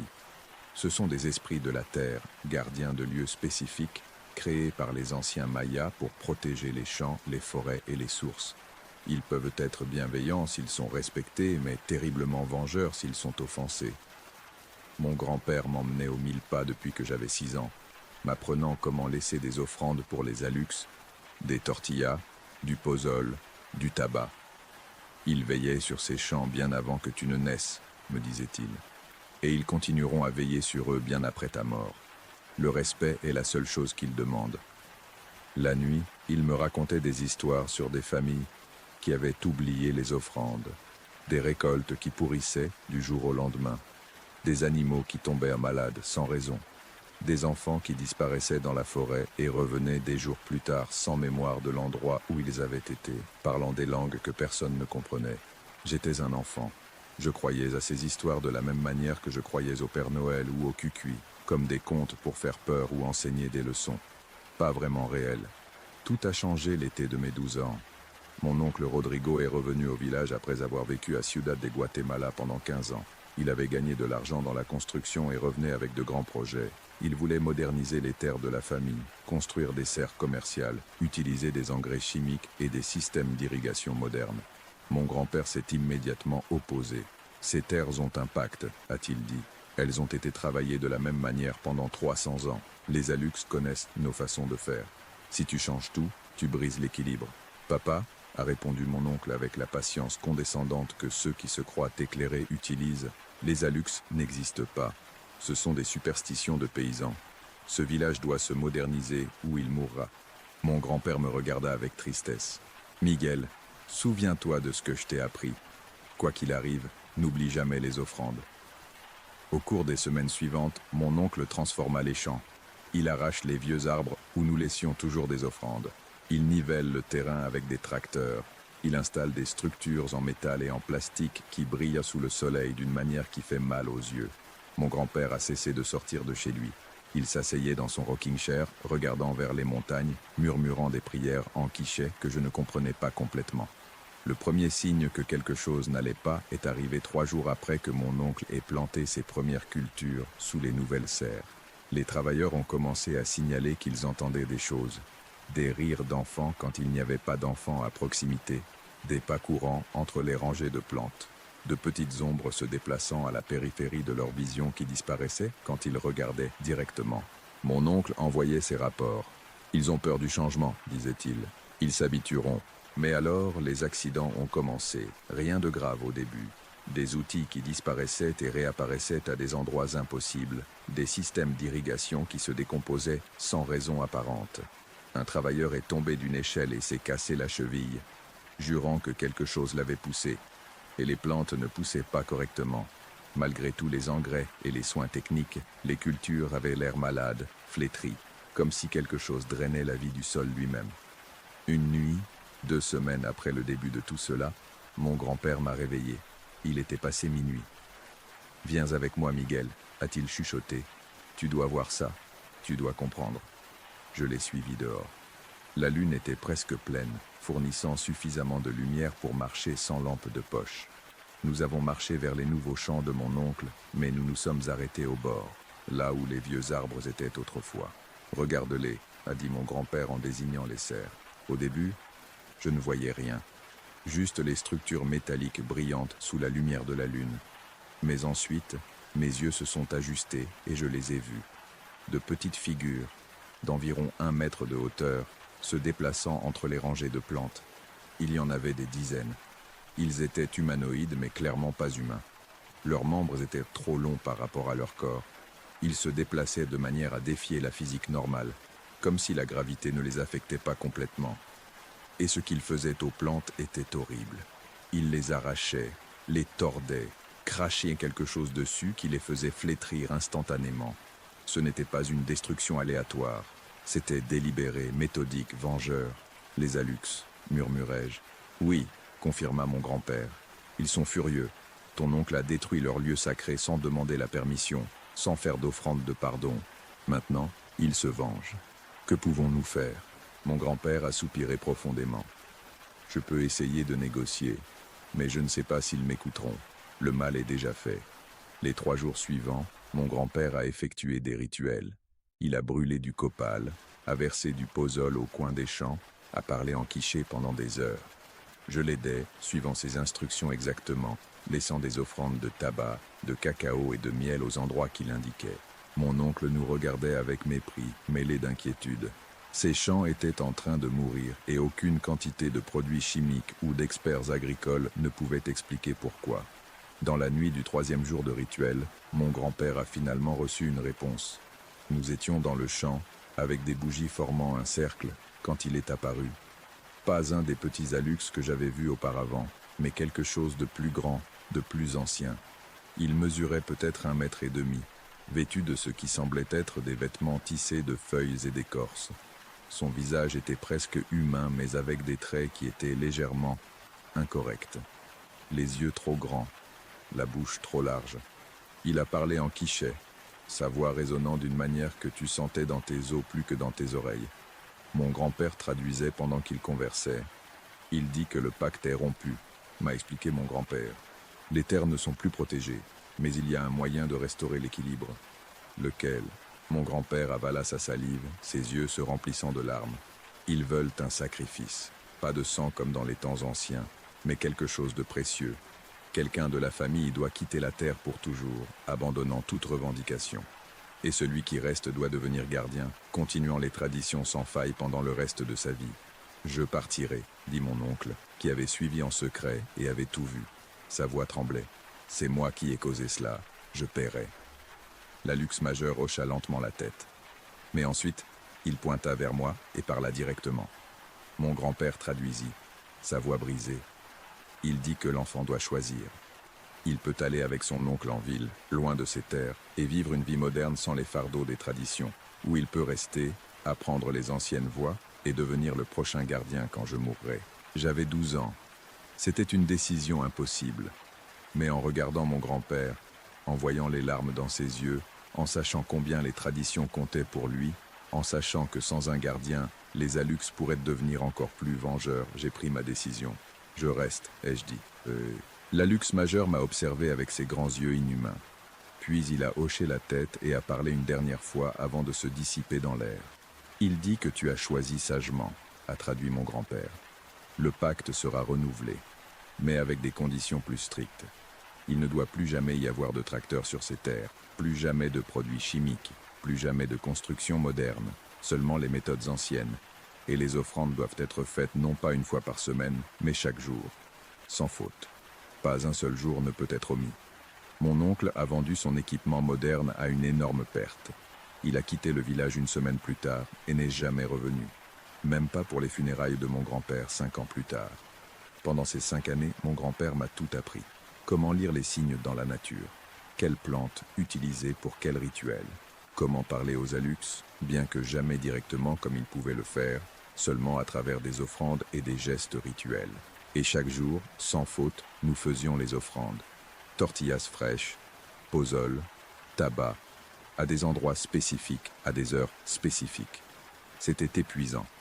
Cela signifiait que je ne pouvais jamais quitter le village pendant plus d'un jour. Je ne pouvais jamais aller à des fêtes dans des villages voisins. Je ne pouvais jamais avoir une vie normale d'adolescent. Mes camarades de classe se moquèrent de moi. Ils m'appelaient le sorcier, le fou des 1000 pas. J'ai quitté l'école à 14 ans parce que les offrandes prenaient tellement de temps que je ne pouvais pas assumer les 2 responsabilités. Mon grand-père est mort quand j'avais 17 ans. Sur son lit de mort, il m'a serré la main avec une force affaiblie. « Pardonne-moi » a-t-il chuchoté. « Pardonne-moi de t'avoir lié à cela. Mais quelqu'un doit le faire. Quelqu'un doit maintenir l'équilibre. Je sais, grand-père, je comprends. Si jamais tu veux le laisser, si tu veux être libre, il y a un moyen. Mais cela a un prix terrible. » Il m'a expliqué le rituel. Je pouvais transférer la responsabilité à une autre personne volontaire de la famille. Mais cette personne devait accepter complètement, en comprenant tout. Et celui qui transférait le fardeau perdrait quelque chose dans le processus. De la mémoire, des années de vie, quelque chose de précieux. Les Alux ne permettaient pas d'abandonner un pacte sans conséquence. Au cours des 16 années suivantes, j'ai continué les offrandes, chaque jour, sans faute. Je me suis marié avec une femme du village qui comprenait et acceptait mon rôle. Nous avons eu 2 enfants. Je leur enseigne les anciens chemins, mais je ne leur ai pas encore demandé de prendre le fardeau. Les champs prospèrent sous mes soins. Nos récoltes sont les meilleures de la région, bien que nous n'utilisions que des méthodes traditionnelles. D'autres agriculteurs me demandent de mon secret. Je ne peux pas vraiment leur expliquer. Comment expliquer que c'est parce qu'à chaque matin, à l'aube, tu laisses des tortillas pour des esprits invisibles. Parfois, je les vois, les Alux. Surtout pendant les récoltes. De petites figures se déplaçant entre les plantes, les touchant avec ce qui semble être de l'affection, protégeant des ravageurs, guidant l'eau de pluie vers là où elle est le plus nécessaire. Et parfois, l'Alux majeur apparaît. Il ne parle plus, mais hoche la tête quand il me voit. Un signe de reconnaissance que je fais ma part du pacte. Mais j'ai maintenant 34 ans. Je suis fatigué. Le poids des offrandes quotidiennes, de ne jamais pouvoir quitter les terres, de savoir que si j'oublie un seul jour, les conséquences pourraient être catastrophiques, est accablant. Mon fils est né à 12 ans, le même âge que j'avais quand j'ai fait mon choix. Et je vois la question dans ses yeux quand il m'accompagne pour faire des offrandes. Pourquoi faisons-nous cela?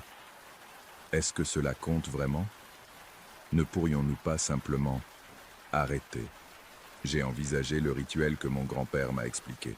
Transférer le fardeau. Mais comment demander à mon fils d'accepter cette vie? Comment lui voler son avenir, sa liberté, comme la mienne a été volée? Et pourtant, que se passe-t-il si je laisse le pacte se rompre? Ce que les Alux ont fait au champ de mon oncle n'était que le début de ce qu'ils peuvent faire quand ils sont vraiment en colère. L'histoire est pleine de peuples entiers qui ont disparu après avoir offensé les gardiens de la terre. Il y a 3 mois, quelque chose a changé. Mon fils a commencé à voir les Alux sans que je lui dise où regarder. Il les voit naturellement, comme mon grand-père pouvait le faire. C'est un signe. Les Alux l'ont choisi comme le prochain gardien, tout comme ils m'ont choisi moi. Hier soir, le grand Alux est apparu pendant que je faisais les offrandes. Il a parlé pour la première fois en 16 ans. Je n'ai pas compris complètement les mots quiché. Ma maîtrise de la langue n'a jamais été aussi bonne que celle de mon grand-père. Mais j'ai saisi l'essence. Il est temps. Je dois choisir bientôt. Transférer le pacte à mon fils volontairement tant que je peux encore lui enseigner correctement, ou attendre qu'il soit contraint par des circonstances plus urgentes, peut-être ma propre mort, et risquer qu'il soit fait incorrectement. Je suis resté éveillé les 3 dernières nuits, observant mon fils dormir, débattant. Quel genre de père condamne son fils à cette vie? Mais quel genre de gardien laisse des traditions séculaires se briser par lâcheté? Ma femme me dit que c'est ma décision, mais je vois la peur dans ses yeux. Elle a vu ce qui se passe quand les Alux se fâchent. Elle a entendu les histoires de villages voisins où ils ont cessé de faire des offrandes et ont fait face à des années de récoltes ruinées, de maladies inexplicables, de disparitions. J'ai remarqué quelque chose de plus récemment. Les petits Alux s'approchent davantage de la maison. Je les vois par les fenêtres la nuit, en train d'observer. Pas exactement menaçants, mais expectants. En attente. Ils savent que la décision approche. Et ils ont leur propre opinion sur ce qu'elle devrait être. Mon fils a demandé hier, « Papa, pourquoi les petits hommes des 1000 pas me regardent-ils autant? Parce que tu es spécial, lui ai-je dit. Tu peux les voir. Tout le monde ne peut pas. Est-ce que c'est bien ou mal? » Je n'ai pas pu lui répondre, parce que honnêtement, je ne sais pas. Mon grand-père m'a dit que c'était un honneur d'être choisi. Mais parfois, cela ressemble plus à une malédiction. Demain, c'est la pleine lune. C'est le moment traditionnel pour renouveler les pactes, pour faire des transferts de responsabilité entre les gardiens. J'ai préparé tout le nécessaire pour le rituel, du copal spécial, du pozole fait de maïs sacré, du tabac d'un type qui se trouve presque plus. Mon fils sait que quelque chose d'important va se passer. Je le vois dans la façon dont il me regarde avec ses yeux de 12 ans qui semblent beaucoup plus vieux qu'ils ne devraient l'être. Ce soir, je lui raconterai toute l'histoire. De mon grand-père, de mon oncle, de mon propre choix à son âge. Et ensuite, je lui donnerai l'option que je n'ai jamais vraiment senti avoir. Vous pouvez accepter de devenir gardien, apprendre les chemins, faire les offrandes, porter le poids. Ou vous pouvez refuser et nous chercherons une autre solution. Peut-être pourrez-vous trouver un autre membre de la famille disposé. Peut-être y a-t-il un rituel différent que mon grand-père ne connaissait pas. Ou peut-être devrions-nous simplement laisser tout se terminer. Rompons le pacte. Affrontons ce qui vient. Et apprenons par nous-mêmes si les anciennes traditions ont encore du pouvoir dans le monde moderne, ou si mon oncle avait raison, et ce ne sont que des superstitions qui maintiennent les gens piégés dans le passé. Mais en regardant par la fenêtre maintenant, voyant des dizaines de petites figures rassemblées au bord du champ, leurs yeux brillant dans l'obscurité en attendant, je pense que je connais déjà la réponse. Les Alux sont réels. Le pacte est réel. Et les conséquences de le rompre seraient plus réelles que ce que n'importe quelle personne moderne est prête à affronter. Alors demain, je vais probablement transmettre à mon fils le même destin qui m'a été donné. Et je vivrai le reste de ma vie en sachant que je l'ai condamné à une existence de service à des forces que la plupart du monde a oublié qu'elles existent. C'est le poids du gardien. Non seulement les offrandes quotidiennes, mais la culpabilité de transmettre le fardeau à la génération suivante, sachant qu'ils n'ont pas de véritable choix. Pas vraiment. Parce que se passe-t-il si le seul de la famille qui peut voir les Alux refuse? Que se passe-t-il alors? Je suppose que je vais bientôt le découvrir. Jusqu'ici l'histoire de Miguel. Il m'a contacté il y a 2 semaines en disant qu'il avait enfin parlé à son fils, qui a accepté de devenir gardien. Le rituel a eu lieu pendant la pleine lune et apparemment, il a été couronné de succès. Si vous avez grandi dans des communautés où les anciennes traditions sont encore pratiquées et que vous connaissez le poids de les maintenir en vie, j'aimerais entendre votre expérience dans les commentaires. Parfois, les obligations que nous héritons définissent nos vies de manière que nous n'avons jamais choisie. Reposez-vous bien cette nuit.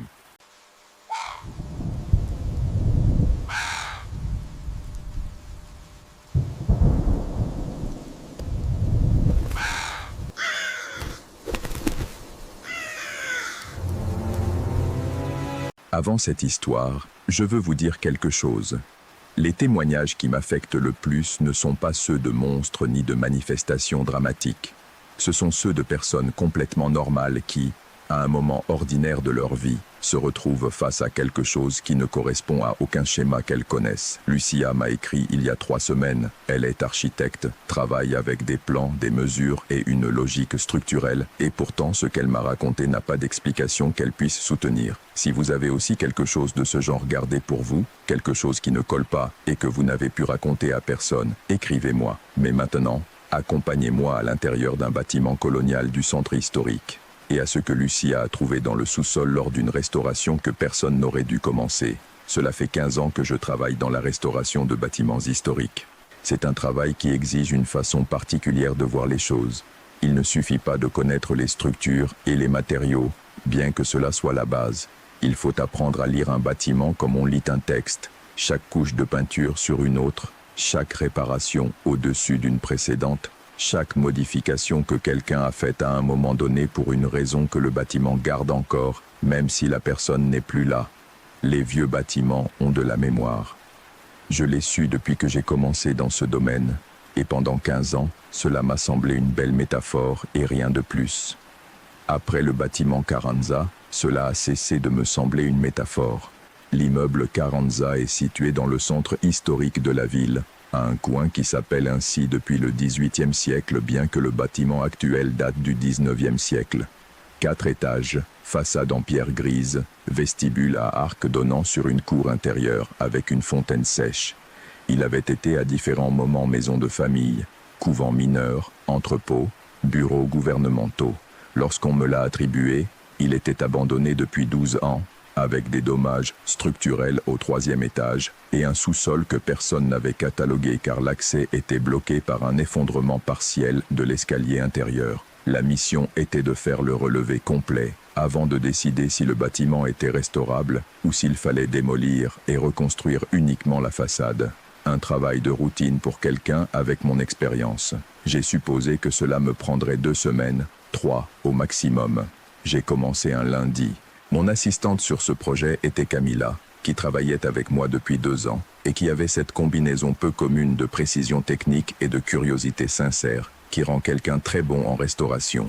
Camilla mesurait, photographiait, prenait des notes avec une efficacité qui m'avait gagné sa confiance depuis le premier projet.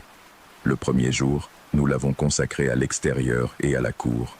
Le bâtiment était en meilleur état que ce que j'attendais de l'extérieur. Les murs porteurs restaient solides.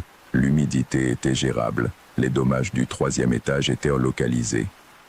J'ai commencé à penser que ce serait une restauration relativement propre. À la fin de cette première journée, alors que nous rassemblions l'équipement dans la cour, Don Heriberto est apparu. C'était un homme d'environ 75 ans, très maigre, avec une chemise blanche toujours boutonnée jusqu'au cou, peu importe la chaleur. Il était le gardien de l'immeuble, ou l'avait été pendant les 20 dernières années, une figure que l'organisme municipal qui gérait la propriété avait oublié de radier lorsqu'ils avaient quitté les lieux. Don Heriberto continuait à venir tous les jours, balayait la cour, maintenait les accès fermés, vivait dans la petite chambre du concierge près de l'entrée avec un petit poêle et un lit. Personne ne l'avait expulsé car personne ne se souvenait qu'il était là. Il s'est présenté avec beaucoup de formalités, m'a dit qu'il était le responsable de l'immeuble, puis, sans que je lui pose de questions, il a ajouté « On ne descend pas au sous-sol ». Je lui ai dit que le sous-sol faisait partie de l'élévation et que nous devions le cataloguer. Don Heriberto m'a regardé avec de petits yeux très calmes, qui ne trahissent pas l'urgence même s'ils l'ont, et a dit « On ne descend pas au sous-sol, cela a toujours été su connu ici ». Je lui ai demandé pourquoi. « Parce qu'il a un propriétaire », a-t-il dit, et n'a rien ajouté de plus. Cette nuit-là, j'ai raconté à Camilla ce que le vieux avait dit pendant que nous examinions les plans dans mon bureau. Camilla a souri de cette manière à elle, pratique et affectueuse, et a dit « Tous les vieux bâtiments ont un homme comme ça, qui sait des choses que personne ne lui a demandé. » Elle a fait une pause. « On descend au sous-sol demain, après-demain. D'abord, terminons les étages supérieurs. » Nous avons passé mardi et mercredi dans les étages supérieurs. Le 3e étage avait les dommages les plus sévères. Une poutre du plafond affaissée, des humidités qui s'étaient infiltrées pendant des années par une fissure dans la couverture, quelques murs avec des fissures nécessitant une intervention mais rien qui ne soit pas traitable. Camilla mesurait, et je dictais, et le travail avançait avec ce rythme satisfaisant, des choses qui se déroulent comme elles doivent. Jeudi, nous sommes arrivés au sous-sol. L'escalier intérieur qui descendait au sous-sol s'était partiellement effondré, comme le disaient les rapports précédents. Les 3 premières marches avaient cédé, mais plus bas, l'escalier restait debout. Avec une échelle portable, nous avons sauvé le tronçon tombé et sommes descendus. Le sous-sol était grand, beaucoup plus que ce que les plans superficiels suggéraient. Il s'étendait sous tout le bâtiment dans une série de chambres reliées par des arcs bas, avec des plafonds voûtés en briques, que l'humidité avait assombris, jusqu'à les rendre presque noirs. Le sol était en terre battue. L'air était dense, avec cette odeur particulière des espaces qui n'ont pas été ventilés depuis des décennies. Terre ancienne, bois humide, quelque chose de minéral que je n'ai pas su identifier. Nous avons allumé les lampes portatives et avons commencé à travailler. La première chambre n'avait rien de particulier. Mur en maçonnerie, niche vide qui avait servi pour le stockage, un caniveau de drainage au centre qui ne fonctionnait plus. Camilla mesurait, et moi je prenais des notes. Travail ordinaire. La deuxième chambre était plus profonde, reliée à la première par un arc bas qui obligeait à se pencher. Là, le sol avait quelque chose de différent. Au centre, dans une zone d'environ 2 mètres de diamètre, le sol était plus sombre que le reste, avec une texture différente, comme si à un moment lointain il y avait eu là un foyer ou quelque chose qui brûlait régulièrement. J'ai photographié cela en détail, noté les dimensions, et j'ai continué. La troisième chambre était au fond, séparée de la seconde par un autre arc. Celui-ci plus petit, d'à peine 1,5 mètre de haut. J'ai dû me pencher assez bas pour passer. Camilla est entrée derrière moi. Cette chambre était différente des 2 autres. Elle était plus petite, presque circulaire, avec un plafond plus bas. Et sur les murs, il y avait des gravures. Pas des peintures, mais des gravures. Des lignes tracées directement dans la pierre avec un instrument tranchant, avec une profondeur qui parlait d'un travail patient et répété. Les gravures couvraient les 4 murs du sol au plafond, et bien que je n'ai reconnu aucun système d'écriture, j'ai bien remarqué qu'elles avaient une organisation, qu'elles n'étaient pas aléatoires. Il y avait des figures qui se répétaient, quelque chose qui pouvait être un arbre ou une figure humaine les bras levés, quelque chose qui pouvait être un œil ou un soleil, et une figure plus petite, répétée des dizaines de fois dans différentes tailles et positions, dont je ne savais pas ce que c'était. Camilla est restée immobile à mes côtés, regardant les murs. « Lucia », dit-elle à voix basse, sans raison apparente de baisser la voix. « Je vois », dis-je, également à voix basse. Nous avons photographié tout, chaque mur, chaque section, les détails des figures répétées.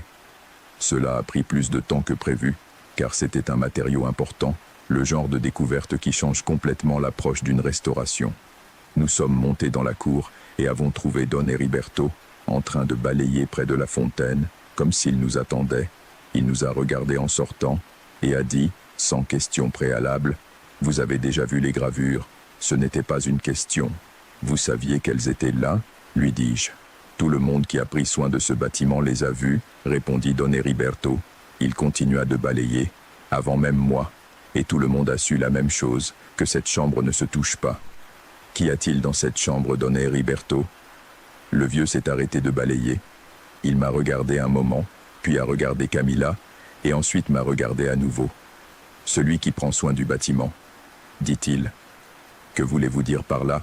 Don Heriberto appuya le balai contre le mur de la fontaine avec un calme qui contrastait avec le poids de ce qu'il disait. Quand ils ont construit ce bâtiment, ou quand ils ont construit ce qu'il y avait avant le bâtiment, ils ont fait un accord. Il marqua une pause. Quelqu'un qui vivait à cet endroit avant qu'il y ait une ville a voulu rester là. Et ceux qui ont construit au-dessus ont laissé cette personne rester, en échange de quoi elle s'occupait du bâtiment. Une autre pause. Ce qu'il y a dans cette chambre n'est pas un fantôme, ce n'est pas un mort, c'est quelque chose qui a toujours été là et qui veille sur cet endroit depuis des siècles. Camilla et moi nous sommes regardés. Un lutin ? Demanda Camilla, avec un mélange de curiosité et de scepticisme qui lui était propre. Don Heriberto plissa un peu les lèvres, comme s'il se demandait si ce mot était approprié. Quelque chose comme ça, dit-il finalement. Bien que ce nom vienne de contes pour enfants, et que ce qu'il y a en bas soit beaucoup plus ancien que n'importe quel conte. Cet après-midi-là, de retour dans mon bureau, j'ai cherché des références historiques du bâtiment Carranza. J'ai trouvé ce que l'on trouve généralement dans les archives des bâtiments coloniaux, des registres de propriété, des transferts, quelques plans partiels du 19e siècle, mais j'ai aussi trouvé quelque chose que je n'attendais pas. Une note en marge dans un inventaire de 1887, écrite en petites lettres et avec de l'encre fanée, qui disait « Le sous-sol ne doit pas être touché, condition de la propriété depuis sa fondation. Depuis sa fondation, sans autre explication. J'ai mal dormi cette nuit-là, pas parce que j'avais peur exactement, mais parce que j'avais trop de questions et aucune réponse satisfaisante, et cette combinaison m'empêche toujours de dormir. Le vendredi, je suis retourné seul au bâtiment, avant l'arrivée de Camilla. Je voulais parler à Don Heriberto sans audience, avec plus de temps et plus de calme. Je l'ai trouvé dans sa petite chambre de gardien, en train de boire du café dans une tasse en étain. Je l'ai invité à parler, et il a hoché la tête sans surprise. Nous nous sommes assis dans la cour, avec la matinée encore fraîche, et la ville commençant à s'éveiller derrière les murs. Je lui ai posé toutes les questions que je voulais savoir. Don Heriberto a répondu avec patience, avec ce calme de quelqu'un qui a eu beaucoup de temps pour organiser ce qu'il sait, et est prêt à le partager avec ceux qui sont disposés à écouter. Il m'a raconté que son prédécesseur, le gardien avant lui avait expliqué les règles de l'immeuble le premier jour de travail, tout comme son prédécesseur les lui avait expliquées.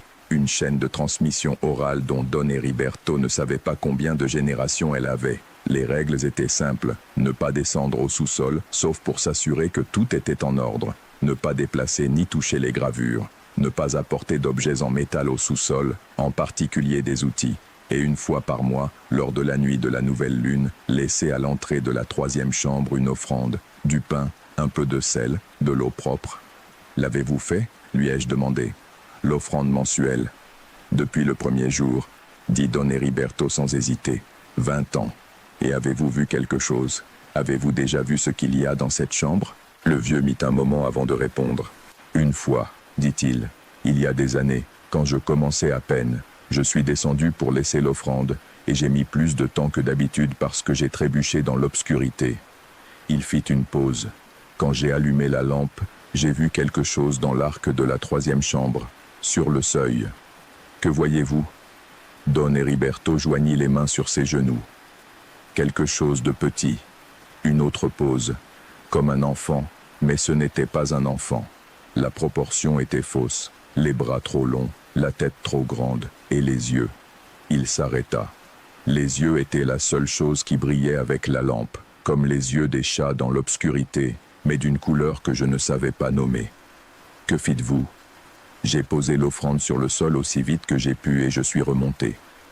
Don Heriberto me regarda. Et je ne suis jamais redescendu pour laisser l'offrande la nuit. Depuis, je la laisse à midi. L'avez-vous revue? Non. Mais parfois, quand le bâtiment est très silencieux, on entend quelque chose. De petits pas dans le sous-sol, ou quelque chose qui bouge entre les chambres. Une pause. Mais cela me dit qu'il est toujours là, qu'il continue de veiller. Je lui ai demandé ce que cela signifiait qu'il veille, si quelqu'un avait vu des preuves concrètes de cela. Don Heriberto hocha lentement la tête. « Ce bâtiment est abandonné depuis 12 ans, dit-il, sans entretien, sans intervention. La façade en pierre est parfaite. Les murs porteurs n'ont pas de dommages structurels. La toiture a tenu 12 ans sans que personne ne l'examine. » Il me regarda. « Avez-vous déjà vu des bâtiments abandonnés pendant 12 ans dans ce climat ?» Je l'avais vu. Des bâtiments qui en 5 ans sans entretien devenaient des ruines. Le bâtiment Carranza, après 12 ans d'abandon, était dans un état que j'avais moi-même considéré comme étonnamment bon le premier jour. Je n'ai pas répondu, mais j'y ai pensé. Camilla est arrivée en milieu de matinée, et nous avons travaillé le reste de la journée dans les 2 premiers niveaux du sous-sol, en cataloguant avec soin, mais sans nous approcher de la 3e chambre. J'avais décidé de ne pas y retourner sans savoir exactement pourquoi et avec quoi. C'est cet après-midi-là, presque à la fin de la journée, que la première chose s'est produite. Nous étions dans la 2e chambre, Camilla mesurant le caniveau de drainage et moi vérifiant la maçonnerie du mur nord. Le projecteur portable était entre les deux, projetant une lumière stable et blanche sur l'espace. Le projecteur s'est éteint. Il n'y a eu aucune panne électrique, aucun clignotement préalable. Il s'est simplement éteint d'un coup et nous avons été plongés dans l'obscurité totale. L'obscurité totale dans un sous-sol est différente de tout autre type d'obscurité. Il n'y a aucune source de lumière résiduelle, aucun reflet d'aucune origine. C'est un déni complet de la vision, si absolu que le cerveau commence à construire des images là où il n'y a rien. Camilla a dit mon nom dans l'obscurité. Me voilà, dis-je. Ne bouge pas, je vais allumer le téléphone. J'ai allumé la lampe de poche du téléphone. Le projecteur portable était par terre entre nous deux, éteint. Je me suis penché, je l'ai ramassé, j'ai vérifié le bouton. Il s'est allumé sans problème. Camilla m'a regardé avec une expression que je décrivais pour moi-même comme prudemment calme. Il est tombé ? A-t-elle demandé. Il était sur le trépied, dis-je. Le trépied est toujours debout. Nous regardons le trépied. Il était exactement là où nous l'avions placé, stable, sans aucune raison visible pour que le focus se soit séparé de lui. Peut-être la connexion, dit Camilla. J'ai vérifié la connexion. Elle était ferme. Nous n'avons rien dit de plus. Nous avons terminé ce qu'il restait et sommes montés. Cette nuit-là, j'ai raconté à Camilla ce que Don Heriberto m'avait dit sur les règles et l'offrande. Camilla a écouté sans interrompre, avec cette expression qu'elle a, celle d'une personne qui traite l'information avant de donner son avis. Quand j'ai terminé, elle a dit « Nous emportons des outils métalliques au sous-sol aujourd'hui ?» J'ai réfléchi. « Le mettre en acier ?» ai-je dit. Camilla a hoché la tête lentement. Une des règles était de ne pas apporter de métal. Je n'ai pas répondu tout de suite. Puis j'ai dit « Je ne dis pas que nous croyons en cela. » Non, a dit Camilla. Mais je ne dis pas non plus que nous ne devons pas en tenir compte. Le lundi suivant, avant de descendre au sous-sol, j'ai laissé à l'entrée de la 3e chambre ce que Don Heriberto m'avait décrit. Du pain, du sel, de l'eau dans un petit récipient. Je me suis senti ridicule en le faisant, mais je l'ai fait. Camilla était derrière moi et n'a rien dit. Nous avons travaillé cette semaine sans incident. Les ampoules ne se sont plus éteintes. Le travail a bien avancé. Je me suis habitué à la particularité du lieu avec cette adaptation progressive que l'être humain a pour normaliser presque n'importe quoi si l'exposition est suffisamment continue. Mais le mercredi de cette semaine, quelque chose s'est passé que je n'ai pas pu normaliser. Il était 3 heures de l'après-midi. Camilla était montée chercher plus de piles pour les lampes de secours et j'étais seul dans la 2e chambre à réviser des notes. Le sous-sol était silencieux, avec ce silence des espaces souterrains qui absorbent le son d'une manière différente des espaces en surface. Et alors je l'ai entendu. Cela venait de la direction de la 3e chambre, de l'arc bas qui reliait la 2e à la 3e. C'était un son petit, presque délicat, comme des pas de quelque chose marchant sur la terre, lent, sans hâte. Pas comme des pas de rats, qui sont rapides et aléatoires. C'étaient des pas lents et délibérés, avec un rythme qui avait quelque chose d'aussi presque réflexif. Je suis resté complètement immobile, écoutant. Les pas sont arrivés jusqu'à l'arc et se sont arrêtés. J'ai dirigé la lampe de poche vers l'arc, juste de l'obscurité au-delà de la portée de la lumière. Et alors, à la limite exacte où la lumière de ma lampe de poche s'arrêtait, et où l'obscurité de la 3e chambre commençait, j'ai vu les yeux. Exactement comme Don Heriberto les avait décrits. 2 points de lumière petits, à une hauteur d'environ 1,20 m du sol. Brillant avec ce reflet que possèdent les yeux de certains animaux dans l'obscurité, mais d'une couleur qui n'était ni verte ni rouge ni aucune couleur que je pourrais nommer avec précision. Quelque chose entre l'ambre et quelque chose de plus sombre, quelque chose qui n'avait pas de référent dans mon expérience visuelle précédente. Je ne bougeais pas. Les yeux ne bougèrent pas non plus. Nous nous sommes regardés, si l'on peut appeler cela se regarder, pendant ce qui m'a semblé être plusieurs secondes. Et pendant ce temps, sans que je puisse expliquer d'où venait cette certitude, j'ai ressenti que ce qui me regardait depuis l'obscurité n'était pas hostile, ce n'était pas menaçant, c'était simplement quelque chose qui évaluait, qui calibrait, qui décidait. Puis les yeux ont disparu, sans mouvement visible, sans bruit. Ils ont simplement cessé d'exister. Quand Camilla est descendue avec les piles, je l'ai trouvée assise sur le sol de la 2e chambre, le dos contre le mur, la lampe torche pointée vers l'arc, et une expression qu'elle m'a dit après que je n'avais jamais eue. Je lui ai raconté ce que j'avais vu. Camilla s'est assise à mes côtés, contre le même mur, et est restée silencieuse un moment. Puis elle a dit « Penses-tu que c'est ce que Don Heriberto a dit ?»« Je ne sais pas ce que je pense, ai-je dit honnêtement. »« Mais il ne t'a rien fait ?»« Non. » Un autre silence. « Le bâtiment est en très bon état, » dit Camilla, et dans sa voix il y avait quelque chose qui n'était pas exactement de la peur, mais une sorte de considération prudente. Pour 12 ans d'abandon, je le sais déjà, Nous avons terminé le travail de ce jour-là et sommes montés.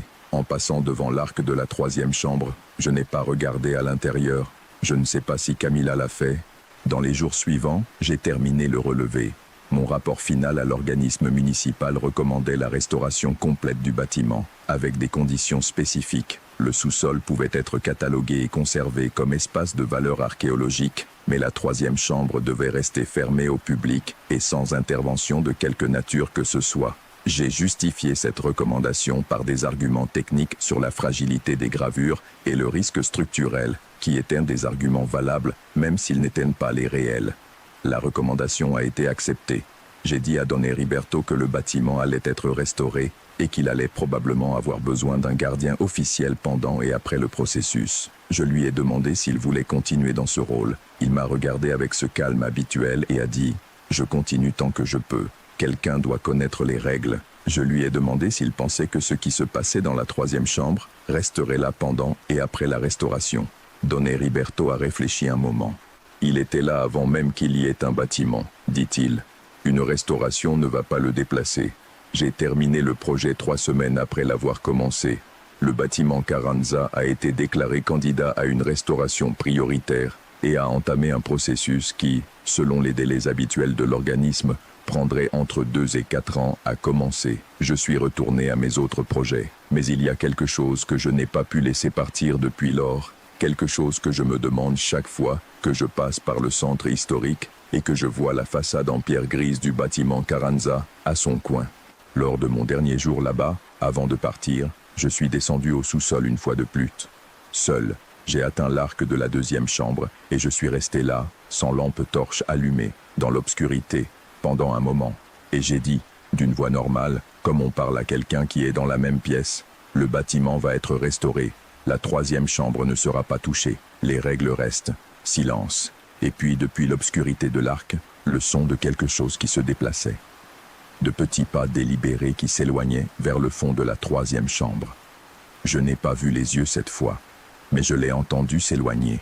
Et quelque chose dans ce son, dans ce retrait calme et sans urgence, m'a donné l'impression que ceux qui étaient là en bas avaient compris, ou peut-être a-t-il simplement continué à faire ce qu'il avait toujours fait, c'est-à-dire veiller. C'était il y a 8 mois. La restauration du bâtiment Carranza n'a pas encore commencé.